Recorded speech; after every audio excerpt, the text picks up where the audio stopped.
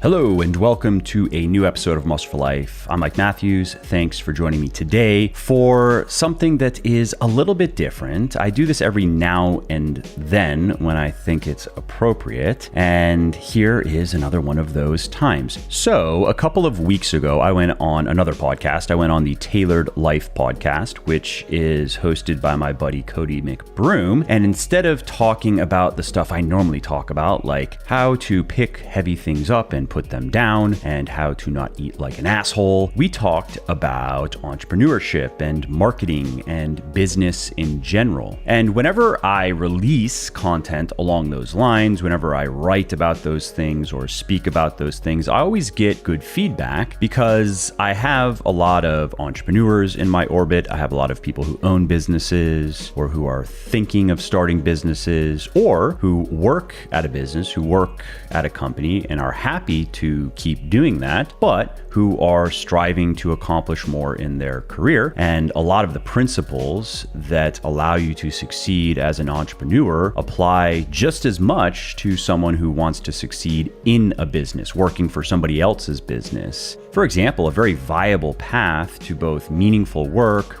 that satisfies you, that you generally enjoy doing, as well as financial success, is to become an intrapreneur, meaning somebody with an entrepreneurial type of spirit who doesn't want to own their own business, but who would like to own, in the sense of responsibility, a piece of a business, maybe an entire department. Maybe it's the marketing department, for example, where they are going to preside over an array of activities that produce something very valuable to the business, and that person is going to treat that part of the business like it's their own business, coming up with new ideas and always looking to move things forward, both personally and for the area of the business that they're in charge of. Anyway, as content that I've released in the past along those lines has always done well, I thought I would post up this interview, again, that I did on another podcast, on my podcast, because it is in the same vein.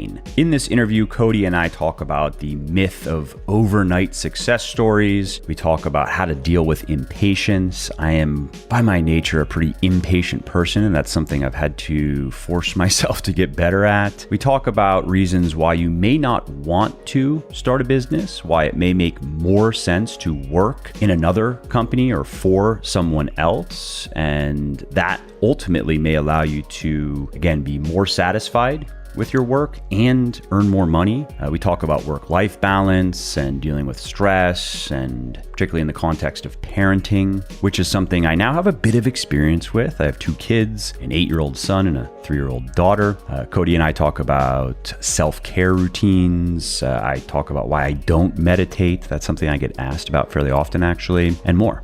Also, if you like what I'm doing here on the podcast and elsewhere, definitely check out my health and fitness books, including the #1 best-selling weightlifting books for men and women in the world, Bigger, Leaner, Stronger, and Thinner, Leaner, Stronger, as well as the leading flexible dieting cookbook, The Shredded Chef. Now, these books have sold well over 1 million copies and have helped thousands of people build their best body ever, and you can find them on all major online retailers like Audible, Amazon, iTunes, Kobo, and Google Play, as well as in select Barnes & Noble stores. And I should also mention that you can get any of the audiobooks 100% free when you sign up for an Audible account. And this is a great way to make those pockets of downtime, like commuting, meal prepping, and cleaning, more interesting, entertaining, and productive. And so if you want to take Audible up on this offer, and if you want to get one of my audiobooks for free, just go to www.buylegion, that's B-U-Y, legion.com/audible,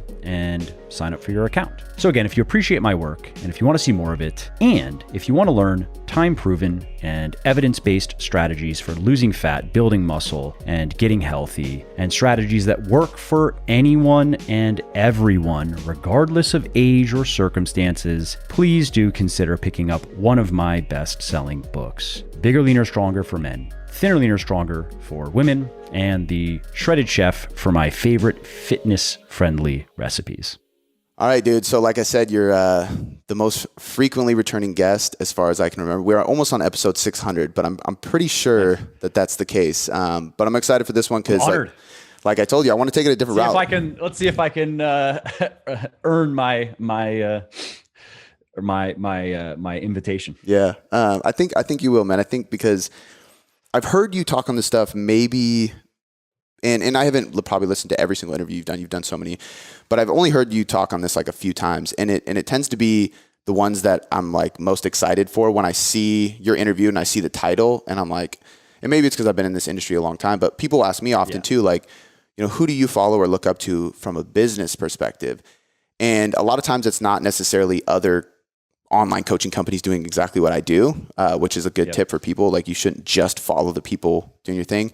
You're in my industry, but you're mainly a supplement company. But from your content to marketing to branding to your philosophy on like longevity, all those kind of things, it's something that's always resonated with me. And I've always kind of, for the last few years at least, just followed and watched and really like you've kind of been a trailblazer for a lot of the actions I've taken. So for one, thank you for that. And you have been a role model, but because I want to use this podcast to talk about that shit, because usually we talk about fitness and how to be evidence-based and stuff like that, which tends to be more simple than people realize.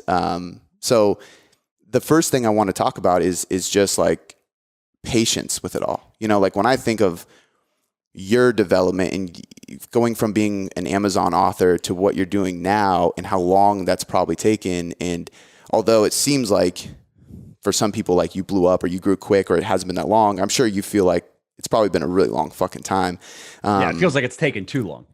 Yeah. And so like, what are your thoughts on that? Like, I mean, people not being patient enough, how like, did you have to remind yourself throughout the process to be more patient? Like, how important is that?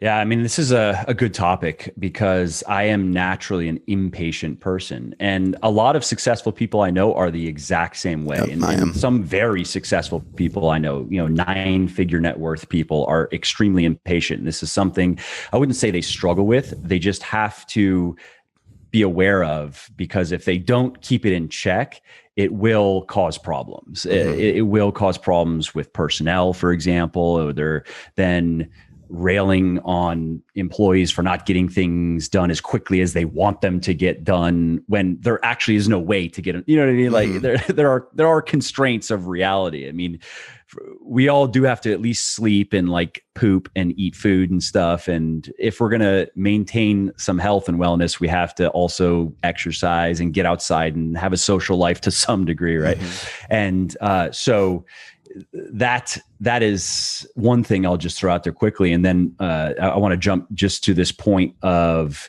this like overnight kind of success sensation. Just quickly comment on that is always an illusion, almost always. Of course, you can find the exception. You can find like, I don't know, maybe Justin Bieber, wasn't he just some kid on YouTube and then the right person found him and like, a year later, he's Justin Bieber or something like that. Yeah, it can happen.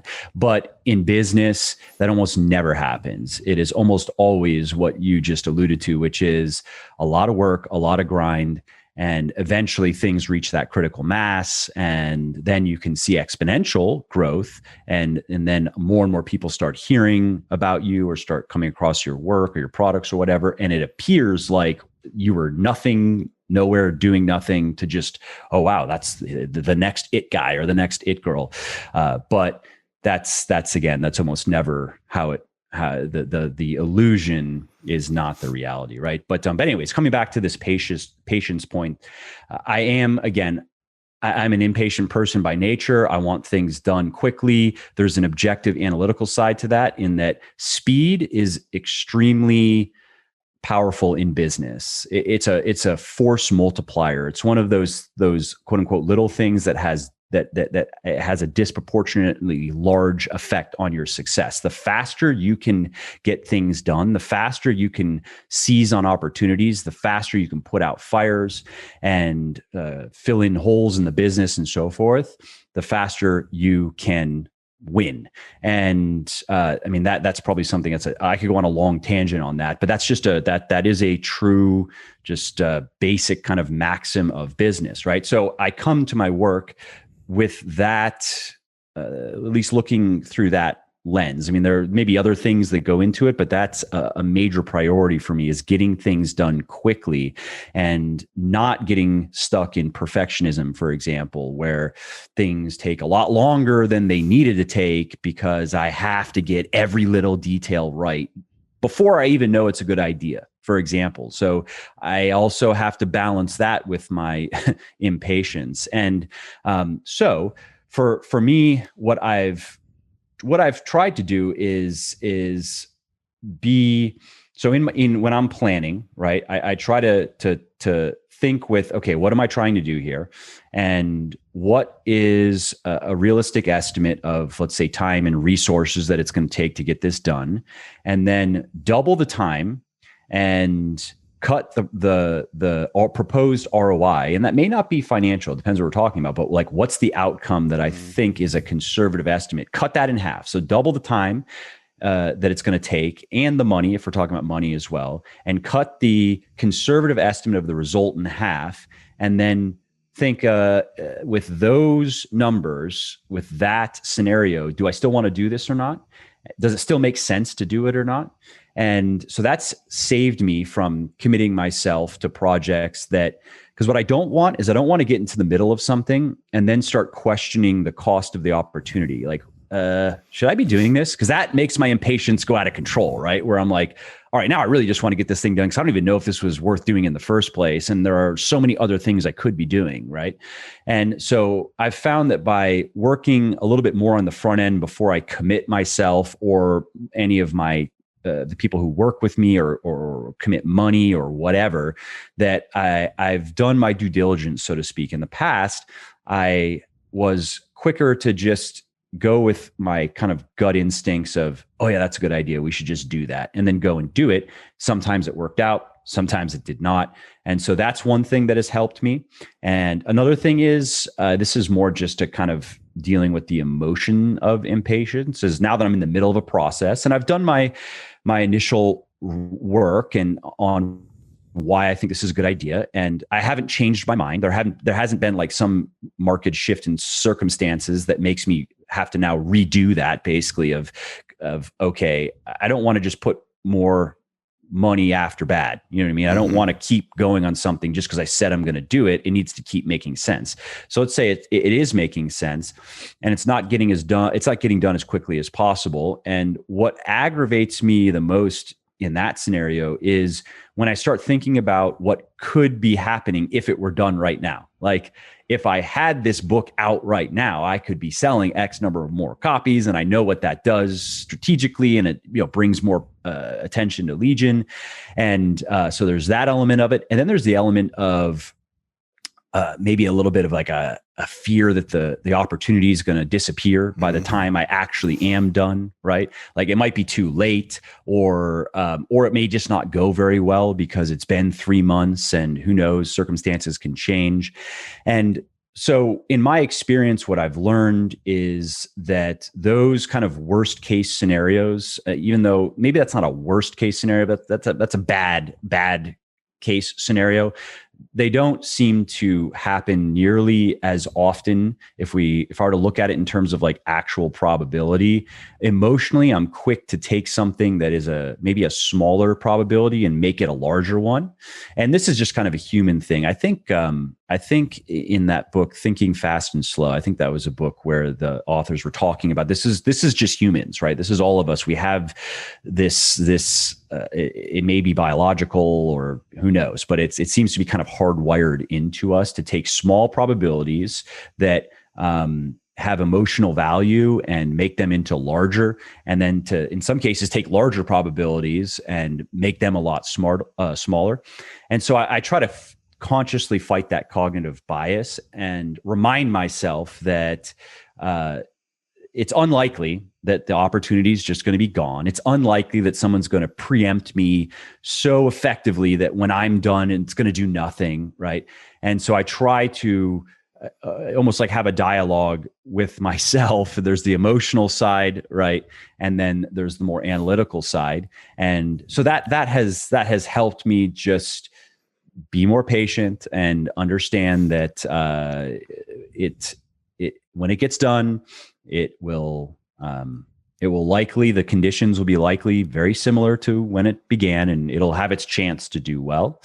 And then also I would say that maybe an analogy would be, take speeding, right? If you look at, okay, if you're going to drive to wherever you're going to drive at the speed limit of 50 miles an hour, if you speed up to 60 or 65 miles an hour, there's emotional satisfaction there. You feel like you're getting there faster. But if you actually run numbers, you're like, what do I save? I save a few minutes. Yeah. It doesn't really matter, right? Like, you're getting there more or less just as quickly. So as far as work, and really, again, and this is really just, if I'm trying to pursue any goal, I try to remind myself of that effect, where so long as I'm making good progress, and that also is going to have to be quantified to some degree, like take training, right? It's important to track your workouts and see what's happening to make sure you know you're at least moving in the right direction.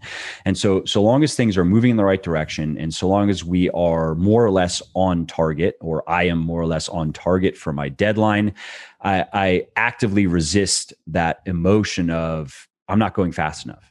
Because that's where I'll go. If I don't like really show myself that this is okay, the speed that I'm going at is okay, it's fine, it's going to work, then I will go there and I'll be like, I need to work on this more. I need to work all weekend, which I tend to do, maybe not all weekend, but I always work on the meetings. But you know what I mean? I'll just be like, all right, I'm not doing anything today. I'm going to work on this until just 10 p.m. Yeah. That's it. You know what I mean? So those are some initial thoughts. I don't want to go on and on and on, but I think you brought up a couple of interesting points, like even the kind of self-sabotage stories that you create in your head of worst case scenarios, or how big or how small. I often tell people too, is like, just logically ask yourself, is that really true? Because if you really break things down, it's like you're creating things that probably aren't going to happen realistically. And that's why you start self-sabotaging yourself. And sometimes, reverse engineering the process can help.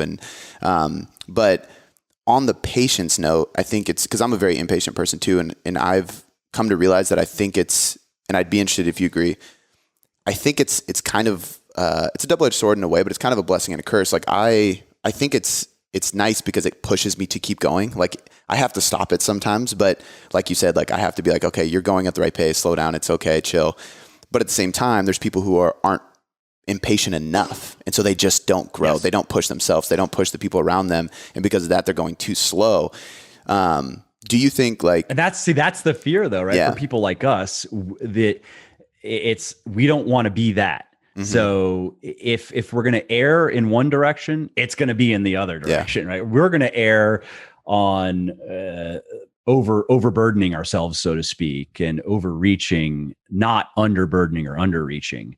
And I don't think that's bad, but I think that's going to be to your question. Yeah. And I think it's one of those things that, like, obviously there's times where you can get burnt out or you can go too far, but I mean, you never regret trying too hard, really. Like, I think that's the biggest thing.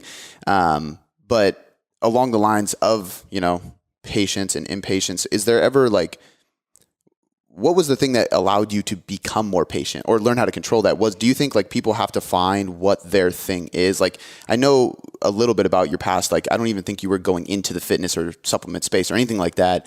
Yeah. Was it when you decided to make that shift and you saw that it was working and that you had this skill or this passion or this purpose there that you were like, okay, now I can be patient because I can see the long-term plan. I can see that like if I am patient, this will work out well. Does that make sense? Yeah. I would say initially, no, probably because I don't remember having what I was just describing is, I would say, more of a recent thing as I've had kids and just more obligations. Whereas at that time, I mean, eventually my son arrived, but I was working most of the time. I mean, I was like I would wake up at 6 a.m. I'd go to the gym, go to the office, work all day, go home and eat some food, do like 30 minutes of cardio, go back to work. That was Monday through Friday. Maybe sometimes Friday evenings were off, but that wasn't every week.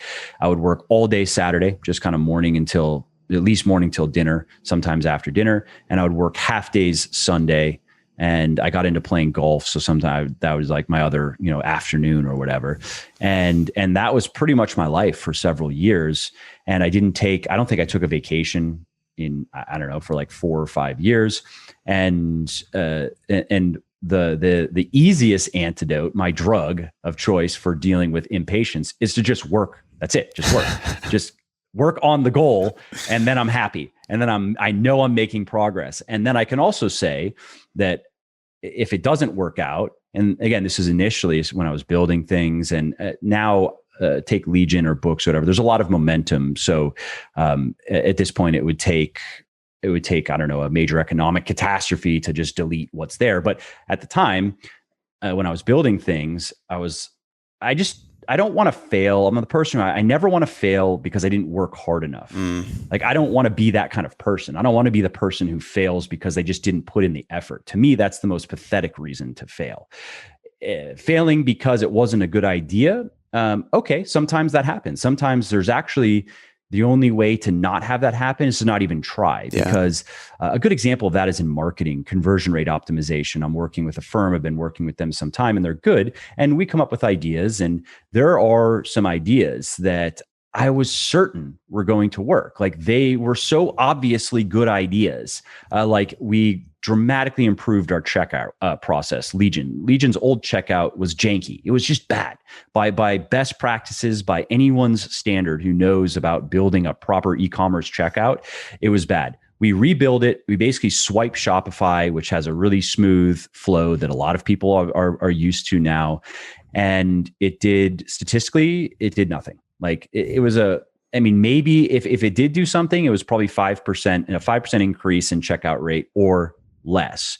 And I was like, how is that? Now, the hypothesis that we came up with is that although the previous checkout was bad, the checkout rate was actually quite good. It was like high 60s, and it's basically impossible to get over like 75.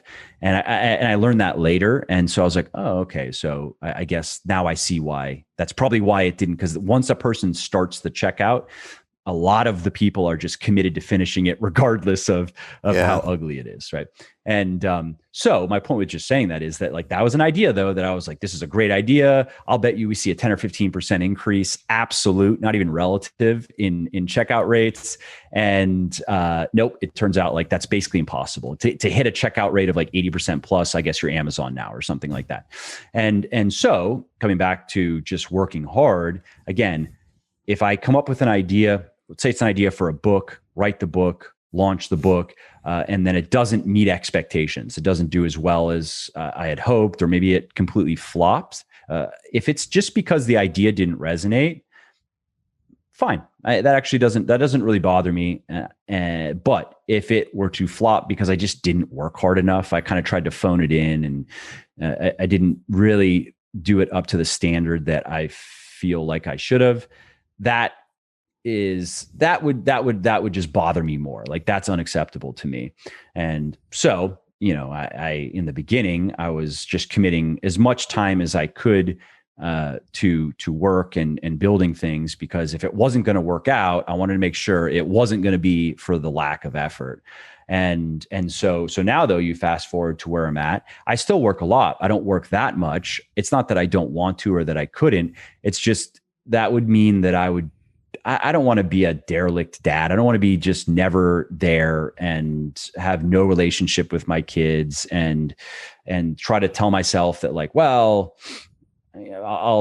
we'll be rich. Like, hey, whatever. They'll have a nice house and they'll have trinkets and things, or be like, oh, well, so-and-so didn't even know his dad until he was like 12 and he's okay. That's magical thinking. That's talk coming back to these ideas where, like, if I were to create this narrative and I assign a high enough probability to make me want to go with it, like, yeah, it'll be fine. Well, what am I saying? It will be fine. I'm saying that there's at least an 80% chance that it's going to be fine if I'm not even there for my kids at all.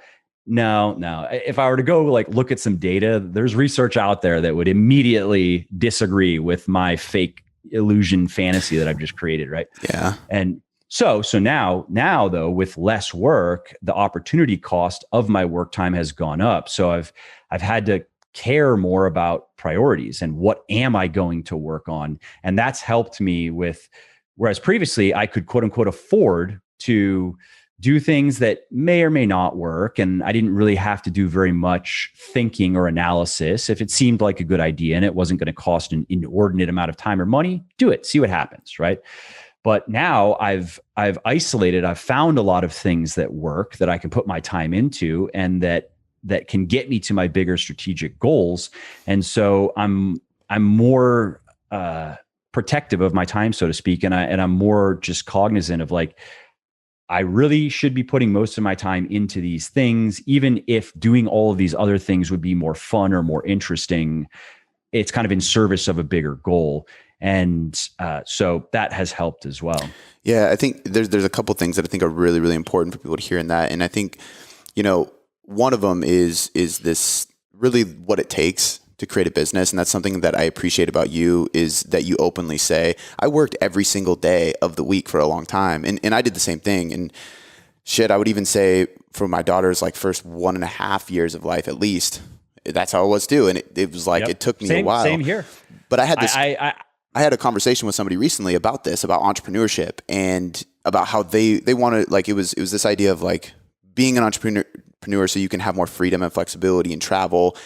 And I was like, I hate to tell you this, but I'm just now to a point where I could do that if I didn't have a kid, and I still can if I take the kid, but like what you're talking about, like if you want to become an entrepreneur, you got to remove that for quite a while because it actually takes so much more than people realize on the back end to create and consistently build something big.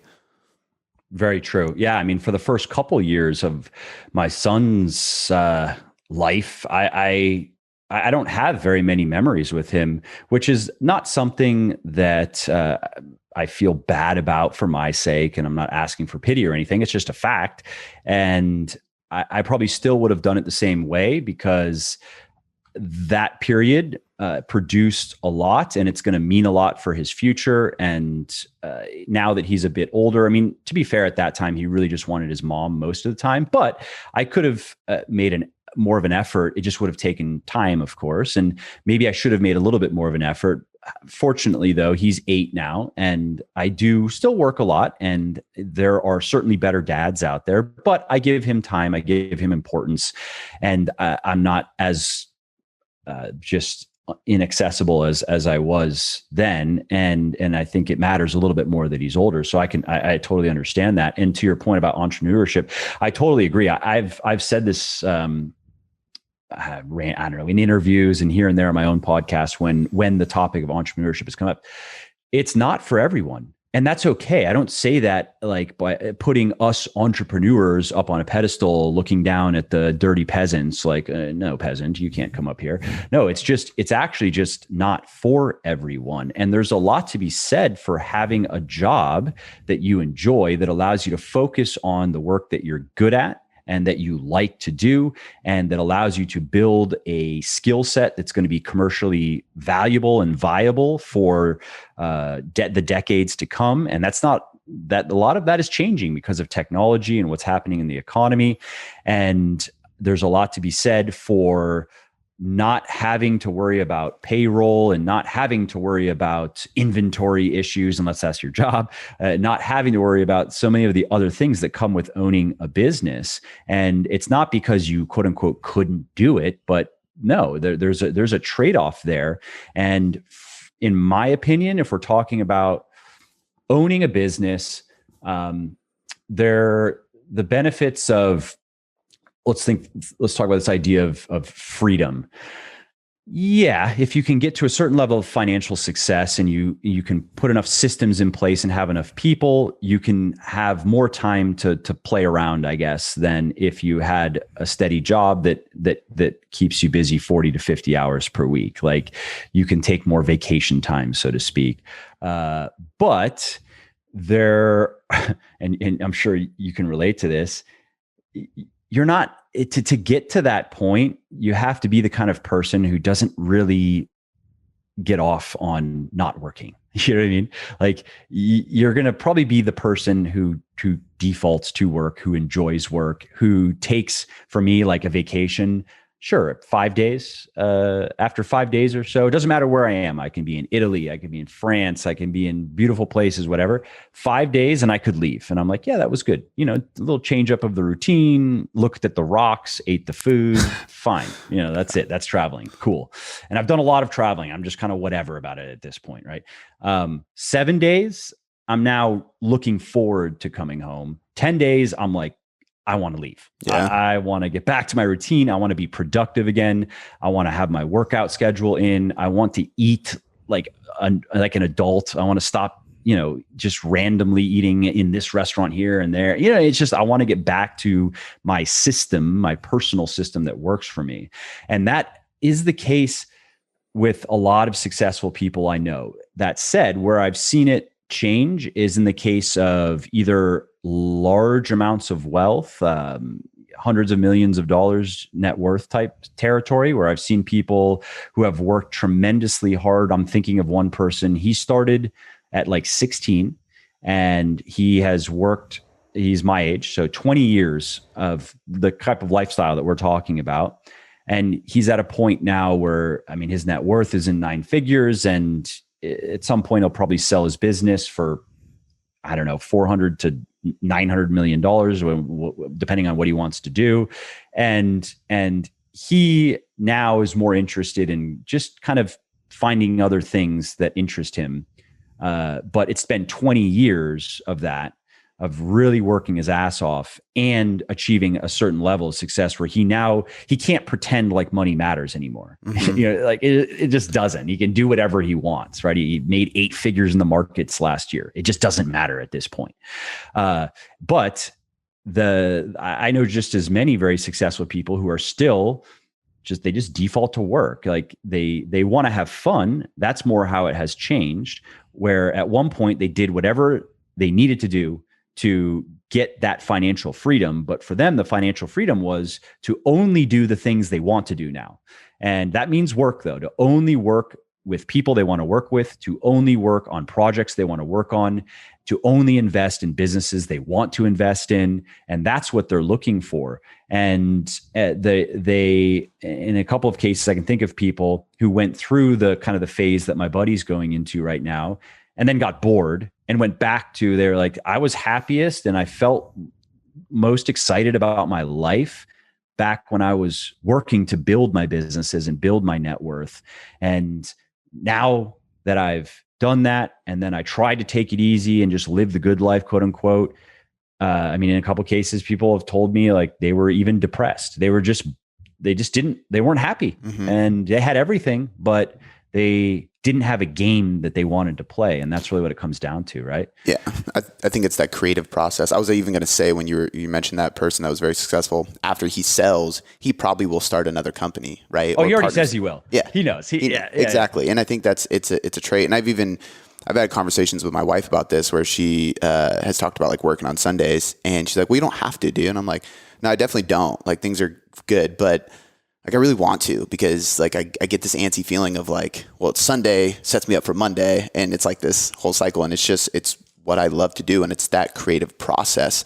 And that's important. I would say for entrepreneurship, if somebody is not that way, and we don't have to make a character judgment or a moral judgment. If it's just, they're just not that way. I know people who are just not that way. And so do you. And so does everybody listening. They know at least someone who it's not even that they're just good for nothing and, you know, they can barely get out of bed in the morning. No, it's just work is an important part of their life, but it's just, it has very clear boundaries, and it serves a very specific purpose, which is usually to just pay the bills, maybe a little bit into the 401k for retirement, and slowly grow it over time and retire that kind of approach. And then they have their other things. That's totally fine. But I would say to the people who are more of that inclination, that I would seriously consider not becoming an entrepreneur, because like, one of the criteria that I have thrown out there to people, just to, again, this is kind of that due diligence before you get into something, right? Is, can you consistently work at least 50 hours? And I'm going low here. I really think it probably should be more like 60 or 70, but let's just start with 50. Can you consistently work 50 hours per week indefinitely? Not like, oh, you can muster the metal to do it for a week and then you need to take a week off. Like, no, can you just do that forever, basically? And again, that's a low number, and that's work too. That's not with the TV on or with social media going or with your phone, and you're just kind of quote unquote multitasking and jumping between email. And that's doesn't have to be deep work. Like, I don't even know if I could do 50 hours of actual true deep work. Yeah. And not that I hold myself up as like a paradigm of productivity, but I'm pretty good. I've done a lot of deep work. I've just practiced it a lot over the years, right? Like writing is deep work. Yeah. I'm not sure I could do 50 hours of productive writing work per week. It's probably something around half that. Well, if it's 7 days, it's a bit more, but if we're talking, let's say just 5, I'm good for probably 4 to 5 hours of deep work per day. I know that I can do that. If I need to push and go further, I can, but it is more, there's more of a burden to it. Like, I feel myself now, I feel the gears turning, as opposed to for the first few hours, it's pretty smooth, right? But we go from the deep work to the light work. You do have to do email. You do have to make phone calls. You do have to coordinate with people, blah, blah, blah. So if you can't work consistently at least 50 hours per week, I would say I would not, that's a red flag as far as starting your own business goes. It's not a red flag as far as being a human goes per se. I mean, maybe a little bit, but that's a different discussion. But as far as starting a business goes, it's going to work against you. Let's just put it that way. And then another thing is understand the economics of business, right? So with all the extra bullshit that comes with owning a business, and I don't care what business we're talking about. I mean, and you've probably spoken to a lot of successful business people. I have, and in every case, there's always the analogy that I use is it's like everything feels like it's on fire all the time. Yeah. And you're just trying to pick the fires to put out. You're just like scrambling around trying to prevent the whole thing from burning down. And even if that's not reality, that's how it feels. That is just how it feels. And there is some truth to like, that is the reality to some degree, right? There are always problems that need to be solved. Sometimes they are hard to solve, and sometimes they suck resources and whatever. And so to produce a high enough income to make it worth it, you first need to think about that, because if you could get a job and you could make $100,000 a year, and again, not have to worry about all that stuff, just work on what you're good at, and you're only expected to produce in that discipline, that domain. And there's value to also, now you don't have to educate yourself about 19 different things that come with running a business. You just need to get really good at your one thing. Let's take writing. You create content for a business.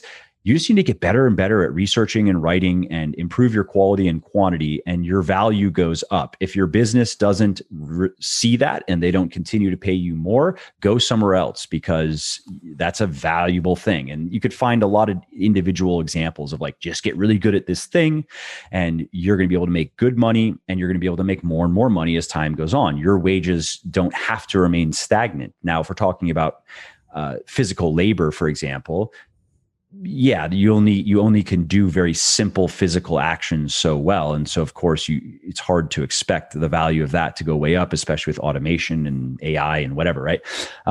So let's say you can get a job, $100,000 a year. If you had a business, how much money would that business have to make for you to make $100,000 a year?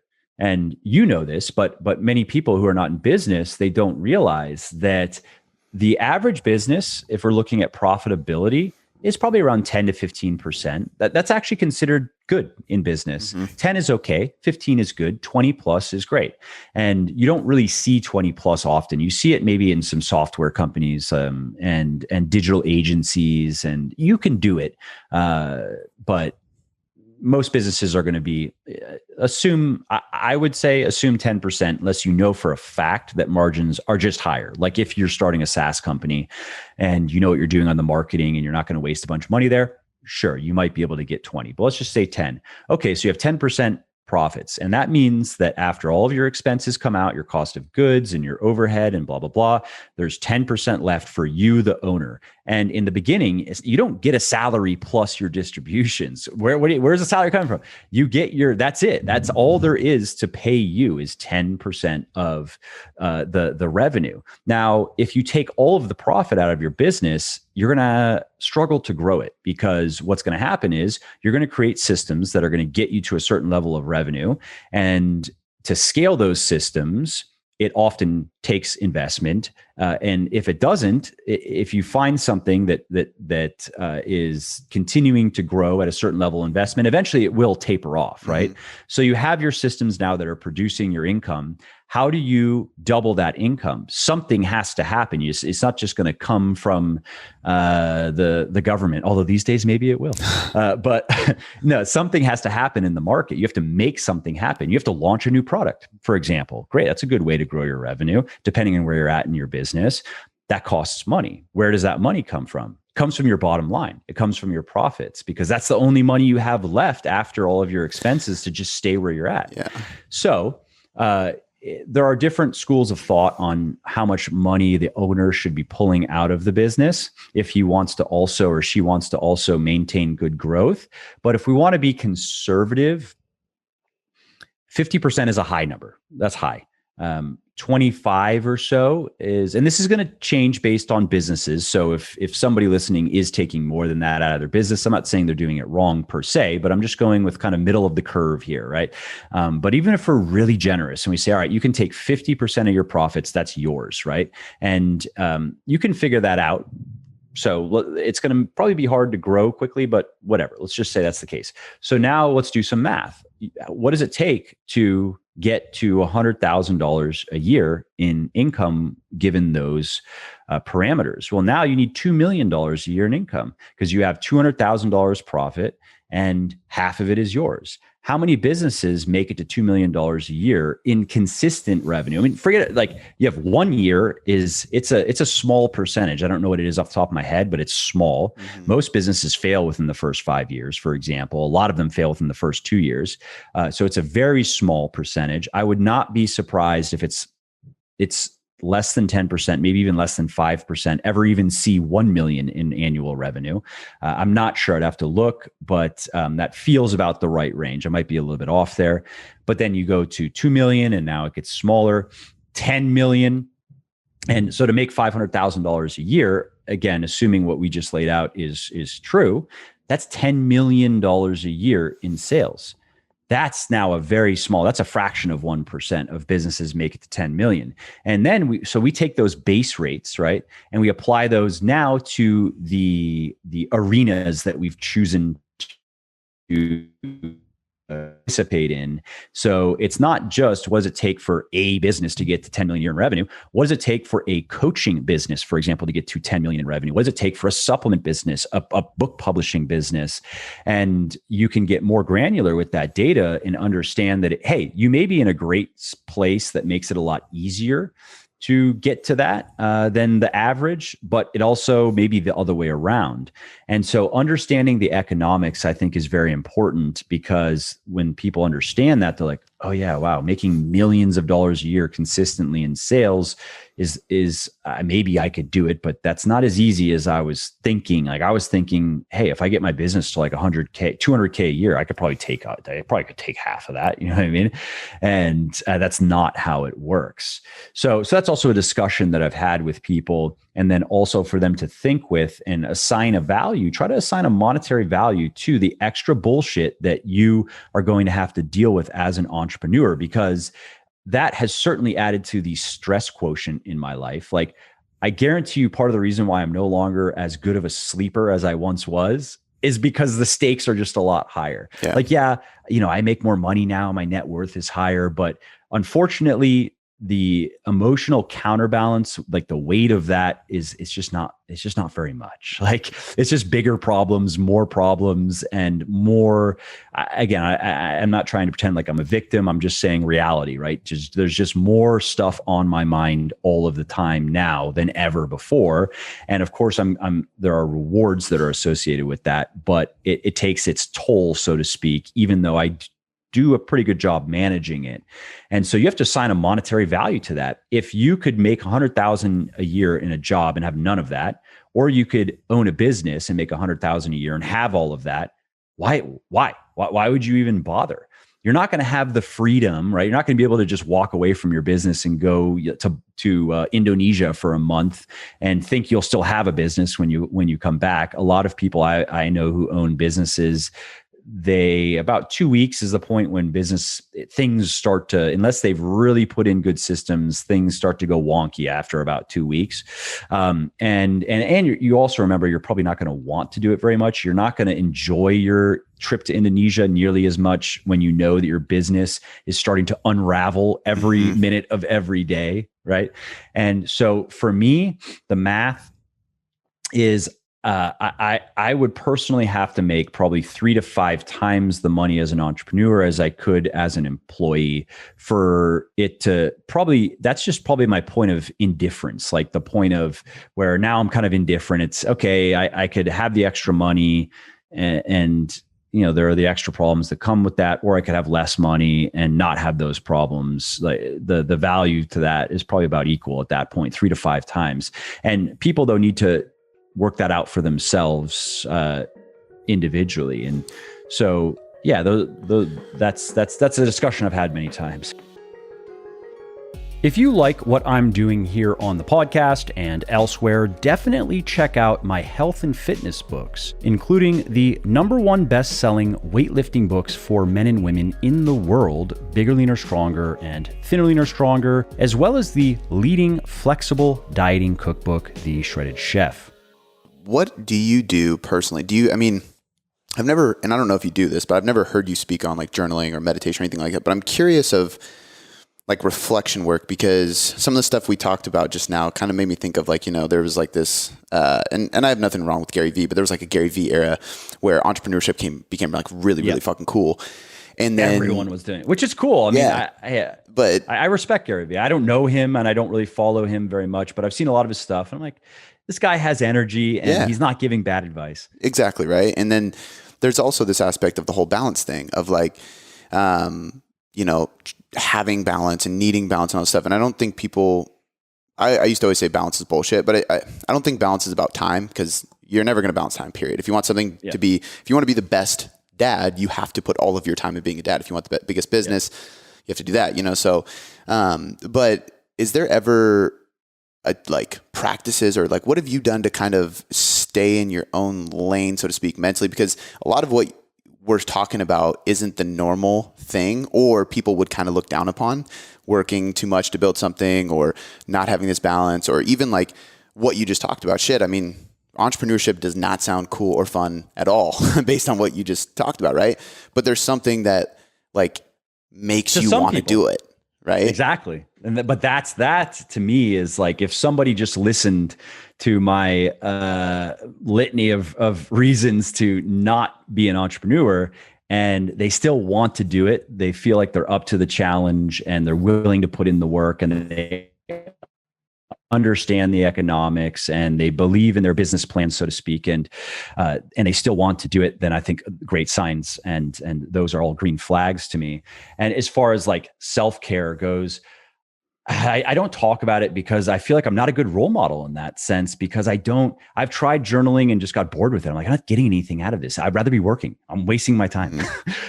Meditation to me is okay. It's just, so really what we're talking about, right, is just not spazzing out for like 10 minutes. Yeah. I mean, really, right? They're breathing exercises. We're not talking about Zen Buddhism meditation, 6 hours a day, like trying to absorb into the universe or something. Mm-hmm. It's, can you just like chill out and not have 8 million thoughts a second for like 10 minutes? And for whatever reason, I don't have a great explanation for this. That's very easy for me. And again, I don't say that as a brag or to try to put anybody else down. It's just, I can relax easily. I have good control over my thoughts, my focus, my attention. Maybe the fact that I've done a lot of writing for a long time now and a lot of reading for a long time now. Yeah. I was always a good student and I was always into studying outside of school. And so it may just be a matter of practice. I've practiced controlling my mind, controlling my attention, and in some ways, maybe even controlling my impulses to the point where I'm pretty good at it. I can always be better and I'm not perfect. But with meditation, it was similar to where I just didn't really feel like I was getting anything out of it. I didn't notice any difference in any element of anything. And maybe it was making a difference and I just wasn't aware of it. But if I couldn't like put my finger on this is why I'm doing this, I'm not going to do it just because everyone's doing it or that's like what you're quote unquote supposed to do. That's not a good reason. I need to know for me why I'm doing it.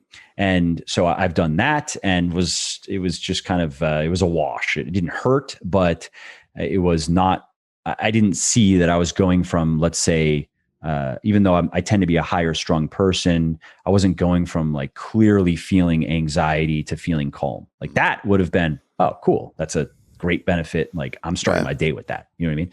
But there was nothing like that. And I did some gratitude journaling for a while, which I didn't mind, where I was looking for, it was 3 things that I was anticipating the next day. This would be at night. So 3 things I was grateful for. Very simple. I didn't overthink it. And 3 things I was looking forward to the next day.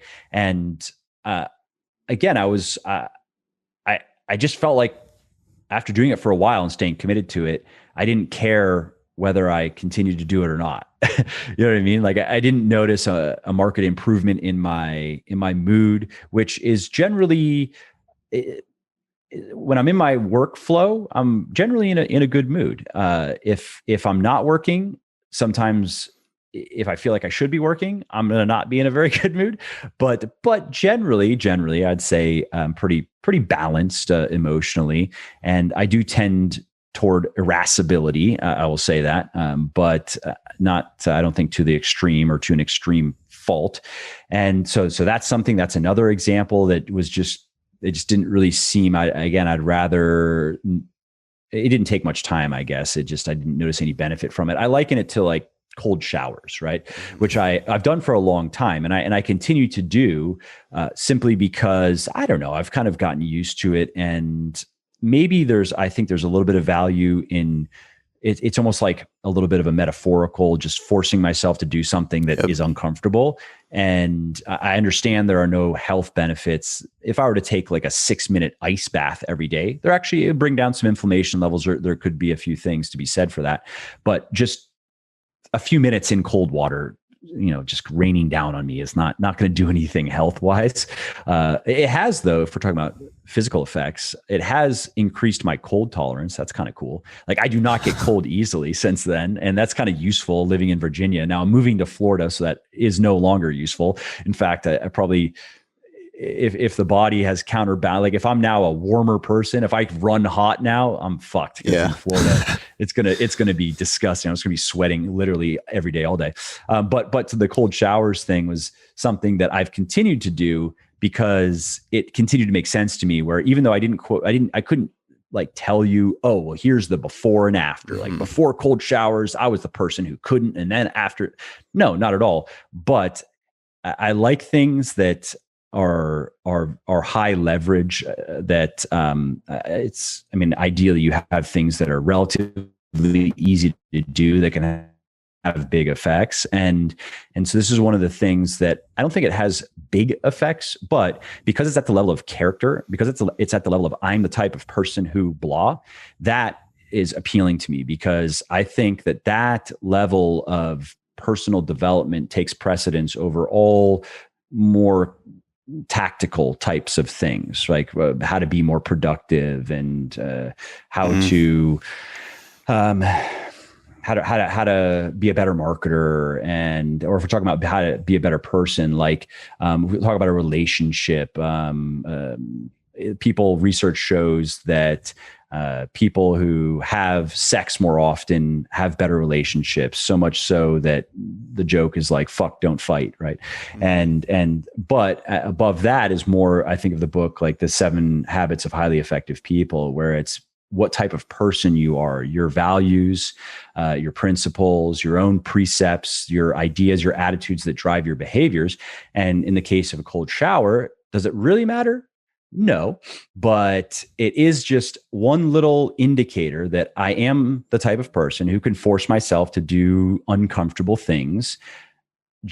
And I don't even have a good reason to, in the case of a cold shower. In the case of maybe doing work I don't want to do, I have a reason to, but it's just, I don't allow my desire for comfort to drive my decision making. So that's why I continue to do it. So that's maybe an example of something that's kind of trendy that I have maintained. And that's one that we're doing actually like a challenge. It's a free, completely free daily routine challenge thing. And cold showers are on one. And somebody was like, well, what's the purpose of, like, what are the health benefits? I was like, there's not really any, but when you do you want to do it though? When you turn it to cold and you don't want to do it, but you still turn the water on cold, like it's just that little bit. I don't care if you do it for 30 seconds or 3 minutes or whatever, like doing that consistently. And like, I have a similar thought with meditation in the sense that like, I know people who have anxiety where it helps them. For me, it's more about visualization and like, if I can get quiet and think about one thing, long-term, big picture, and then go to my journal and kind of write that out, it gives me ideas to come to my team with and then say like, this is the next step. This is what we're doing. This is the direction we're going. That's a spin on it. Cause when I think of meditation, again, I stopped looking into it some time ago when I did my little thing with it and was like, okay, I guess it's just not really a thing for me. But that point of it was like, oh, focus on your breathing or focus on a body part or scan your body or different things like that. But how you're using it would be more appealing to me because I do think there's value in that. Yeah. I get antsy when it's like, okay, like now think about your toe and then think about your heel and then think about your knee. And they're like going and like that, I can't do it. And some people would say like, oh, but if you're getting antsy, that means that you need to do it. Yeah. Touche. I get it. Maybe. I would say I would agree again. If somebody can't calm their mind down and just relax really, and just kind of chill out for 10 minutes, then there's certainly value in being able to do that. Right. Because again, there's this point of let's come back to work or really any activity. You have to be able to control your attention, right? You have to be able to put your attention on something and keep it on something. Yeah. And sometimes for extended periods of time, and you can't be flitting all over the place. And so I could see meditation helping with that. Sure. Yeah. 100%. I want to use these last little bit of time to run through this over under. So we're going to dive into like, it's just gonna be rapid fire. Sure. You don't literally have to say overrated and stop. You can, give your spiel on it. But we'll run through a handful of things and I want to just get your, whatever comes to mind first. And these are random topics. So, and the reason we're doing this too, just so you know, like we did a couple episodes doing over under, people fucking loved it. Like it was like some of the most downloaded people and I thought it was fun. I just got to sit there and just fucking answer. It was really cool. So, all right. So the first one is the big three compound lifts. I say who according to who, because if they're not, you can't overrate them. I mean, if you're going to make an argument for overrating them, you would say that, well, maybe if you were to only do those and nothing else, like maybe the Mark Ripito message. And I love Rip but that, I mean, that's his brand. I understand. I think though, from that, like, kind of purist, dogmatic, this is literally all you need, I don't care what your goals are, then a bit overrated. But then of course we have the people who would say like, well, those exercises are not, there's nothing really special about those exercises. You can recreate all the same effects with a bunch of other exercises. Yeah, that's true to some degree, but I would say those exercises are certainly the most efficient way to increase whole body strength and increase whole body muscularity. So in that case, they would be, I'd say those people are underrating them. Yeah. It's funny because it was so hard for me to do any of these without saying it depends. So like, and that's a sign of. I know. It's like there was a little anecdote. I forget which president. The joke was he was looking for a one-armed economist, somebody who didn't preface everything with on the one hand, but on the other hand, like, just tell me one thing. Come on, make a stand. Not everything is 50-50. Yeah. Well, in our industry, it's probably a good sign, because you're thinking about it both ways. But and I would agree too. I think that like there's people that are like, oh, you want big biceps? Just do squats. It's like, no, you should do some fucking curls because that's how you're going to get your biceps big. Yeah. I mean, even if you're deadlifting and you're rowing, that may not be enough to get you big biceps. Like, exactly. If you really want big biceps, you're probably going to have to do some curls too. Yeah. All right. Knowing your 1 rep max. That's a good one. I would say it's not something I get asked about very often, but if that is like a thing out there that people are very concerned with, overrated for sure. Because unless your programming uses that for, let's say, telling you how much weight to put on the bar, you don't have to ever estimate your 1 rep max. Certainly you don't have to do a true 1 rep max test, which you can do, but increases your risk of injury, and it shouldn't be done very often. And it needs to be done appropriately in terms of your programming and like where it falls in a cycle of training and what you do after.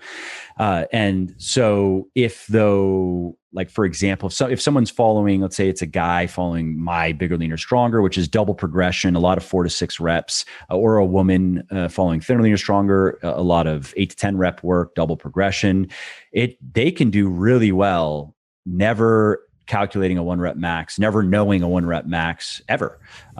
Because what they will know is that the weights are going up over time. They're getting stronger. And of course, the 1 rep max is going up. But to know it explicitly is for bragging or for programming. And it is useful, like in my Beyond Bigger, Leaner, Stronger program, which is for intermediate and advanced weightlifters. The primary exercises actually are programmed according to percentage of calculated 1 rep maxes. Now, I'm not asking people to do true 1RM tests. These are calculations based on AMRAPs with some heavy weight, and that's useful. So I think that's my spiel on that. Do you think that the value of percentage-based training lowered when RPE was discovered and actually, used in science? I don't actually. I think when used together, I think they're very complementary. And I think, though, the value of percentage-based training is much higher for intermediate and advanced weightlifters than it is for novices. Novices, guys who have yet to gain their first 25 to 30 pounds of muscle, women who have yet to gain about half that, and who have yet to achieve some kind of like novice level strength standards, they could grab my Beyond Bigger, Leaner, Stronger book and do well with that program, but it's unnecessarily complex for them. It also would have more volume than they need. They can do really well with double progression, just kind of auto-regulating their training and knowing that, okay, they're going for that 1 set of 6 or 2 or 3 sets of 6 before they add weight to the bar. And that's all they have to care about, is just put that weight on the bar. Oh, you got 5? All right, cool. You got 3 sets of 5. Great. Can you get 6 on your first set next week or in the next workout? If you can, cool. Throw some weight on the bar. Does that progression stick? Great. That's your new weight. Do it again. Oh, it doesn't stick? All right, go for 2 sets of 6. Real simple, right? It doesn't require a spreadsheet. And so that, though, eventually doesn't work so well. Once you have gained that initial, your newbie gains are well behind you, you're pretty big now, or you're pretty muscular, if to put it in terms that women would more relate with, right? Even though you're not bulky, but like you are not now a frail 100-pound woman. Like you have some muscle mass and you've gained some strength. There is a point where that double progression model becomes hard to continue working with because the weights are heavy and how you feel doesn't always correlate well to how well you can perform. And with a percentage-based system, what it allows you to do is bake progression into it and know that if you can just hit these numbers, you are progressing. Now, it's going to be slow, and it's not like in the beginning where you're adding weight every week and then every other week and then every month. You might, over the course of, I talked about this recently, over the course of a 4-month macro cycle of training, I increased my 1RMs by, I'd have to pull up my spreadsheet, but I'm going to guess the total increase was no more than 30 pounds. And that's on bench, overhead, squat, and deadlift. It may have been a little bit more because I was still coming back from home workouts and getting kind of back to where I was. And on the whole, I'm still regaining, I'm coming back to my previous PRs, which are about 3, 4, 5, like 3 plates, one rep max on the bench, 4 on the squat, 5 on the deadlift. Although actually I think it was a bit less than 5. It was high 4s on the deadlift. And so it's not muscle memory per se. There's no such thing as strength memory, but I'm still working back to something I'd already done. Right. And so that was 4 months of training. And then in the next macro cycle, which is the one that I'm just wrapping up now, it's going to be less than that. My bench was a wash, no 1RM gain on the bench.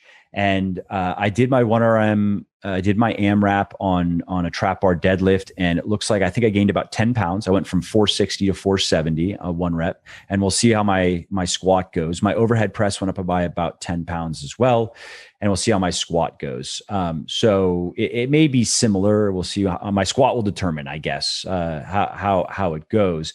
And that was with training disruptions toward the end of this macro cycle from traveling. And then I got COVID, I was mildly congested for a couple of days, but I quarantined like a good boy. I waited for the symptoms to subside, 10-day quarantine before I got back in the gym. So, and then I got a PCR test to test negative, and just because I don't care about it for my personal health at all, it did nothing. And so I will never probably care about it ever again. I never really cared once the data came out and I realized how little risk it actually posed to me personally, not to others, just me personally. Right. So I was like, okay, I don't have to worry about it for myself. But now that I've had it, what they're saying is that if you get it again, it's likely to be even less severe than the first time. And it didn't even rate as a cold for me the first time.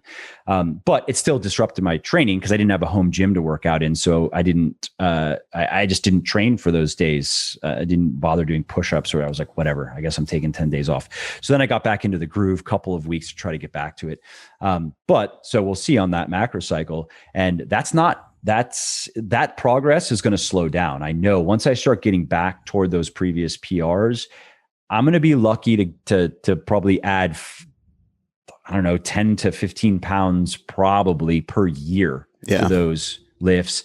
And then it's going to eventually probably just grind to a halt, because I'm not going to be willing to push myself as far as I'll need to go, simply because the risk to reward no longer makes sense to me. The chances of getting hurt to try to get above those 3, 4, 5 numbers for me is just going to go up, because my body is not built to be big and strong. Like, it's just not. I'm built to be an endurance dude. And I have decent muscle building genetics that have made up for some of that. But I have long legs, long femurs, long arms. And in my body, I've always had good cardio, but I've never been particularly strong. I have small bones. I mean, that's just it. I'm not made to be a strength guy, really. So that's just some context for progress, and percentage-based training helps me just make sure, again, that I'm just inching the intensity. I'm making things just a little bit harder over time. And that's hard to do with double progression, because what will happen is you'll feel really good one day and you'll go in there and you'll get your set of 6 or your 2 sets of 6 or whatever. And you're like, great, progress. And then the following week or the following workout, you add, even if it's just 5 pounds to the bar, let's say you first try to go for 10 and you get 2 or 3. And maybe you're not feeling too good that day either, or it's just an off day. It just is what it is, right? You get 2 or 3 and you're like, okay, you take the 5s off and you replace them with 2.5s, you get 2 or 3. And now you're back to your old weight. And it's very easy to get stuck in those ruts if you're just trying to stick with double progression forever. Right. Yeah. And I think, like you said, like in conjunction, I think they're good together as you get more advanced. Because I've even had times where I actually have a video of me maxing out on back squats, and it was like during my knee surgery recovery, like months and months after. And I walk away from the rack saying that was definitely an RPE 9.5. And I watched the video and I was like, that was like an RPE 7. Like I had more in the tank. And I think as you get better, you can keep that form and tension under heavier loads. And sometimes you can push past, if I was using more of a percentage-based approach, I would have been able to say, like, no, I can keep going.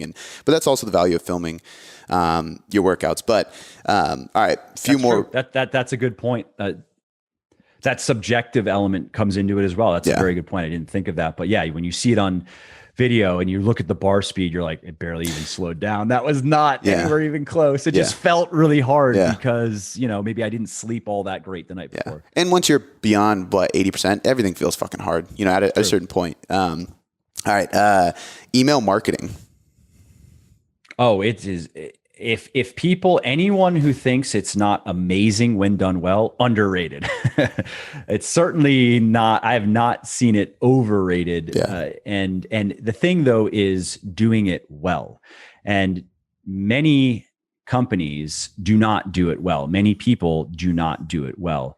And for example, many companies, you never hear from them unless they want to sell you something. That's not doing it well. Yeah. And it can work, you can make money, but you're just going to have shitty lists. It's going to be low open rates, low click-through rates. You're going to have sending problems, deliverability problems, I guess would be the term, because you have this low engagement list or these low engagement lists. A lot of your shit's going to end up in spam. And so what makes email marketing work is really what makes any sort of content related marketing work. And that is giving a lot of good content and earning the permission to promote things. It's that kind of permission marketing perspective that works really well. So if you give a lot and that means that, and people understand it, even if they understand it implicitly, maybe they don't explicitly think like, oh, this person is spending a lot of his time just creating things to help me. But that's the effect, because that is the truth. If you are putting a lot of your time into writing good articles or writing good emails, recording good podcasts, creating good videos, and you're promoting those, you're sending those regularly to your people and they get used to hearing from you and they see that it is good content and work clearly went into it, then they start to like you. They start to look forward to your emails. They start to open more and more of your emails, or at least they look at the subject line. Is this something for them? If not, fine, they'll pass, right? And you have to get to that level with people to make email marketing work, to actually start converting a lot of those people into customers. And again, not to brag, but just to let people know, well, if they're thinking like, well, why should I care what Mike says about email marketing? So I have right now over 500,000 people on my lists. I clean those lists I believe we do it every 3 months. It may be 6, but I think it's 3 once, maybe actually, I believe it's every quarter. And what that means is if you clean your list, you take people that are not engaging at all. So like, I don't remember the exact parameters. I put it together originally, and I think it's been refined by the people who do it by now. But basically, you want to take it's usually kind of like the lowest quartile of your list in terms of engagement, and send them an email basically saying, "Hey, I think what's our email? The subject line is, was it something I said?"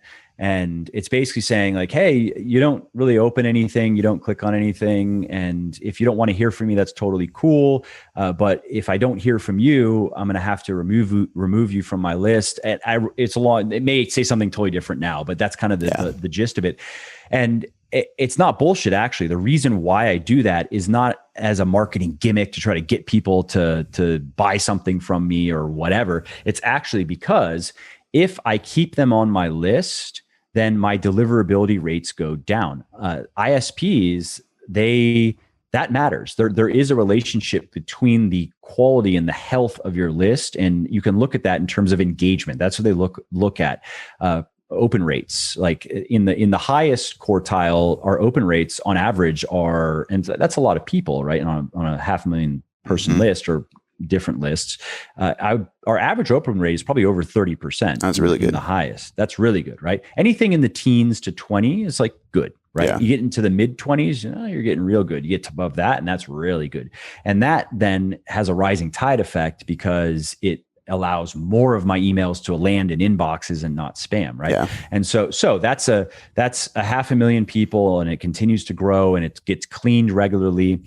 And so I send 3 to 5 emails a week. It's mostly content. Some of them are content in emails, shorter, just maybe 200, 300 words. You can read it, learn something, get some inspiration. Some of them, we have a newsletter that goes out every week, which is, here's the new stuff over at the blog. Here's the new stuff on the podcast.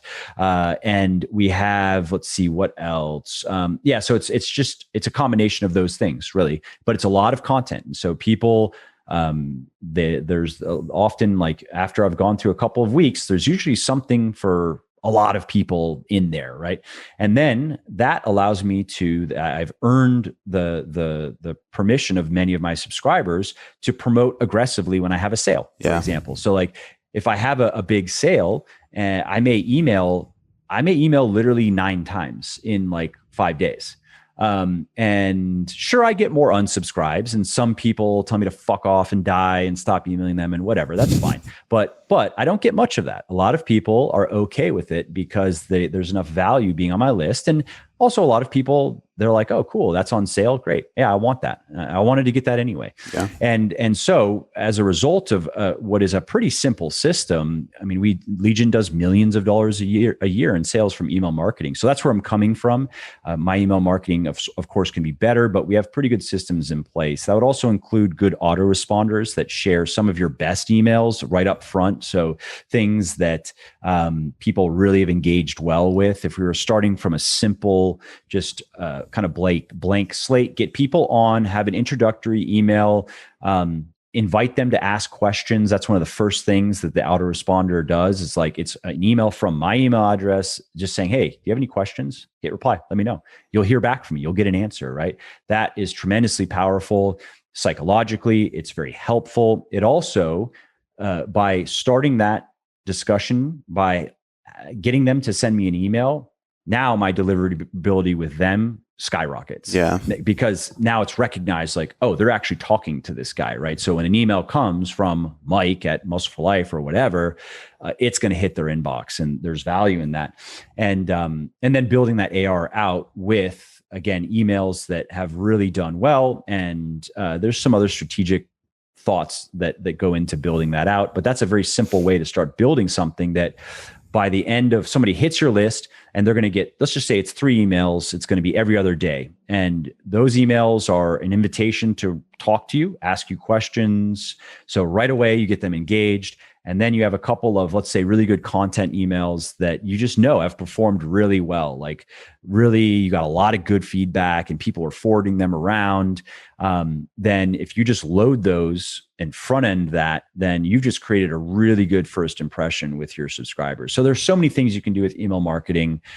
And it's, I don't think it's ever going to go away, because email would have to go away. Like, what's going to replace email? Yeah. I don't know. Telepathy, brain chip telepathy. I don't know, until there's that, but don't worry, that'll be a Facebook chip, and there's going to be, then your the advertising is going to be resonating in your skull. So I think that's the perfect one to end on. But for people listening, that was probably the most valuable snippet of business information in this entire podcast, because I think email marketing is extremely underrated.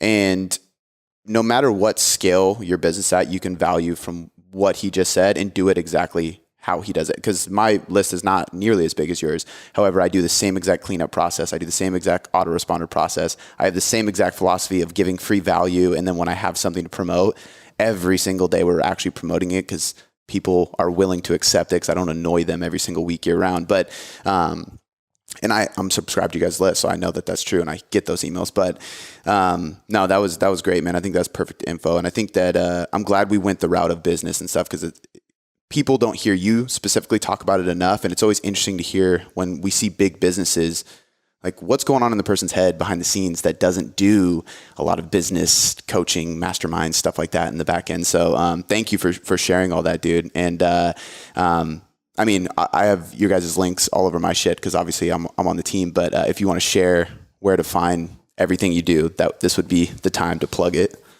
Yeah. And again, I appreciate the opportunity. It's fun for me too to talk about this stuff. It's sometimes can be more fun than recording a monologue podcast on something I've already, I'm doing it in service of my listenership, because I know it's a question that I should put this out there, but sometimes those are a bit of a slog, honestly, because I've already written about it, and I don't really care to go through a whole, but I do it anyway. So legionathletics.com. I mean, that's really where everything is. People can find, I have books, and the books are pretty comprehensive, and I update them regularly. I'm working on another round of updates, actually, to kind of my flagship books for men and women, Bigger Leaner Stronger and Thinner Leaner Stronger, and they're not expensive. I think the digitals are like $8 or something. And of course, there are supplements. You can find a lot of articles at the blog. I've written personally probably well over 1,000. And I have a couple of people now who write with me, not under my name, under their names, but we have now it's a collective effort. So there's even more stuff going up on the blog. And if somebody has a question on pretty much anything, I'll bet you if they just search it, they'll probably find something that one of us has written. The podcast, my own podcast, Muscle for Life. You can find that wherever you listen to podcasts, or you can check it out on the website. And yeah, so that's kind of my online hub. Love it. I'll link all that in the show notes. And yeah, man, once again, thank you for the time. Absolutely. I appreciate the opportunity.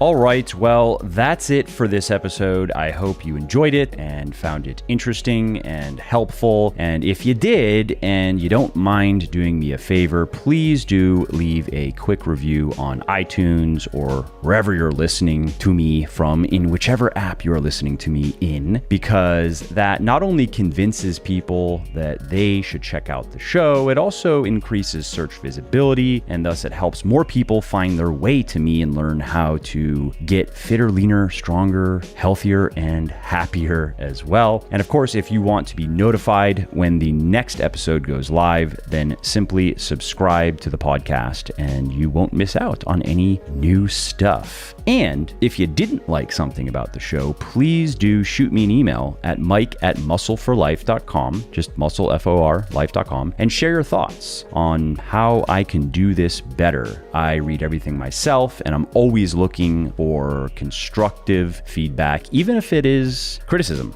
I'm open to it. And of course, you can email me if you have positive feedback as well, or if you have questions really relating to anything that you think I could help you with, definitely send me an email. That is the best way to get a hold of me, mike@muscleforlife.com. And that's it. Thanks again for listening to this episode, and I hope to hear from you soon.